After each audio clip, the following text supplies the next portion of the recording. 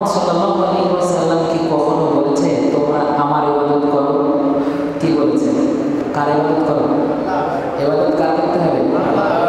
মুহাম্মদ সাল্লাল্লাহু আলাইহি ওয়াসাল্লাম তার 23 বছরের জিন্দেগিতে একটা সেন্টেন্সও বলেন নাই যে তোমরা আমার ইবাদত করো।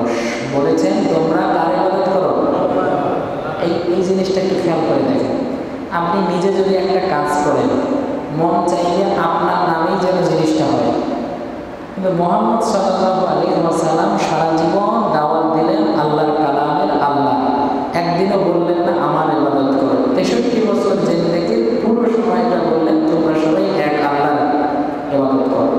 নিজেও পরিচয় দিলেন যে I am the servant of Allah, আমি আল্লাহর বান্দা।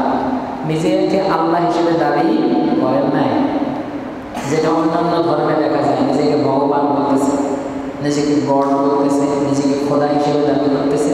কিন্তু মুহাম্মদ সাল্লাল্লাহু আলাইহি ওয়াসাল্লাম সহ পৃথিবীতে যত নবী এসেছেন, সব নবী এসে কেউ বলেন নাই তোমরা আমার বান্দা হয়ে যাও, নবুয়ত দেওয়ার কারণে, প্রজ্ঞা দেওয়ার কারণে।